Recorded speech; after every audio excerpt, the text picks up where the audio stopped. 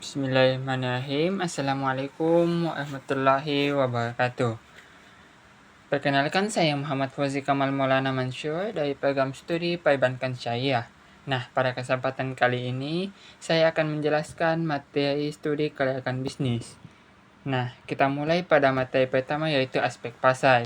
Nah, aspek pasar ini adalah analisis yang bertujuan untuk mengetahui peluang suatu produk atau jasa untuk diterima oleh konsumen. Nah, tujuannya itu untuk mengetahui kebutuhan dan keinginan konsumen, mengukur besarnya permintaan pasar, menganalisis tingkat persaingan, serta menentukan strategi pemasaran yang tepat. Nah, teman-teman sekalian, unsur yang dianalisis ini adalah target pasar, permintaan dan penawaran, pesaing, strategi pemasaran seperti produk, harga, promosi, dan distribusi.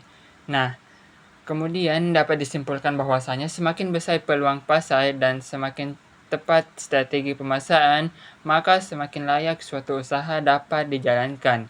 Nah, kemudian materi kedua yaitu aspek finansial dan aspek manajemen organisasi. Aspek finansial itu adalah menilai kemampuan usaha dalam menghasilkan keuntungan dan mengembalikan investasi. Adapun hal-hal yang dianalisis yaitu seperti kebutuhan modal, sumber pendanaan, biaya operasional, pendapatan, dan laba. Selain itu juga ada arus kas.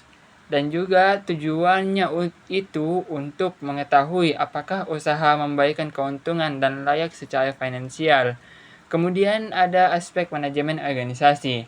Nah, dapat didefinisikan bahwasannya aspek yang menilai kemampuan pengelolaan usaha melalui struktur organisasi yang jelas.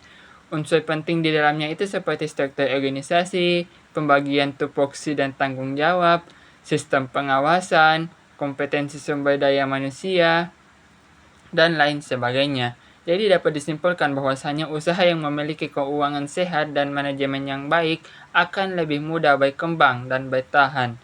Nah, kemudian materi ketiga yaitu aspek sosial dan aspek ekonomi. Nah, kita mulai dari aspek sosial. Aspek sosial ini adalah menilai dari dampak usaha terhadap masyarakat sekitar.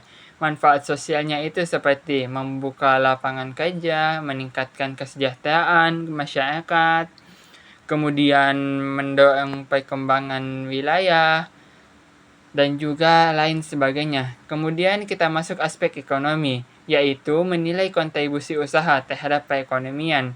Dampak ekonominya yaitu meningkatkan pendapatan masyarakat, menambah penerimaan pajak, mendorong pertumbuhan ekonomi daerah, dan lain sebagainya. Nah, dapat disimpulkan bahwasanya usaha yang layak harus memberikan manfaat sosial dan ekonomi bagi masyarakat. Nah, kemudian kita masuk materi keempat yaitu aspek lingkungan dalam studi kelayakan bisnis. Nah, aspek lingkungan ini adalah analisis dampak kegiatan usaha terhadap lingkungan hidup. Jadi tujuannya itu adalah untuk menjaga kelestarian lingkungan, mencegah pencemaran, memenuhi peraturan pemerintah, dan hal yang dinilainya itu adalah penggunaan sumber daya alam, potensi pencemaran air, udara, dan tanah, serta pengelolaan limbah. Jadi dapat disimpulkan bahwasanya usaha yang baik tidak hanya mengejar keuntungan saja, tapi juga memperhatikan keberlanjutan lingkungan. Nah, teman-teman sekalian, kemudian materi kelima yaitu dampak kegiatan usaha terhadap lingkungan dan pengelolaan limbah. Nah, adapun dampak positifnya yaitu pemanfaatan sumber daya secara produktif, kemudian mendorong pembangunan daerah, dan juga membuka lapangan kerja. Adapun dampak negatifnya yaitu pencemaran air, pencemaran udara, pencemaran tanah, kebisingan, dan gangguan ekosistem. Kemudian pengelolaan limbah. Yang pertama itu mengurangi limbah dari sumbernya, mendaur ulang limbah yang masih dapat dimanfaatkan, serta mengolah limbah sebelum dibuang, dan juga mematuhi standar lingkungan yang berlaku. Jadi, dapat kita simpulkan bahwasanya pengelolaan limbah yang baik dapat mengurangi dampak negatif usaha terhadap lingkungannya. Kemudian materi terakhir yaitu manajemen proses pembiayaan bank syariah.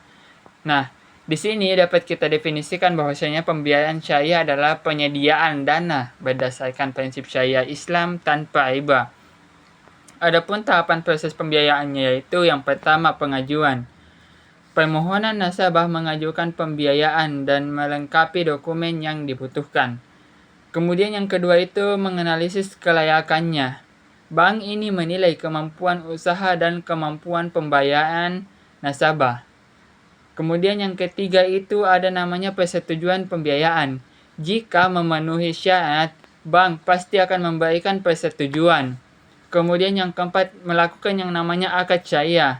Dilakukannya perjanjian sesuai prinsip syariah seperti murabahah atau biasa kita sebut dengan jual beli, mudharabah bagi hasil, musyarakah, dan lain sebagainya. Nah, kemudian pencairan dana dapat disalurkan sesuai akad yang disepakati. Kemudian yang keenam itu monitoring dan evaluasi. Bank ini melakukan pengawasan terhadap penggunaan dana dan perkembangan usaha tersebut. Jadi teman-teman sekalian dapat kita simpulkan bahwasanya manajemen pembiayaan syariah bertujuan untuk memastikan dana digunakan secara produktif, transparan, dan sesuai prinsip syariah. Nah teman-teman sekalian, demikianlah materi yang dapat saya sampaikan pada kali ini. Kurang dan lebihnya mohon dimaafkan. Wabillahi taufiq wal hidayah. Wassalamualaikum warahmatullahi wabarakatuh.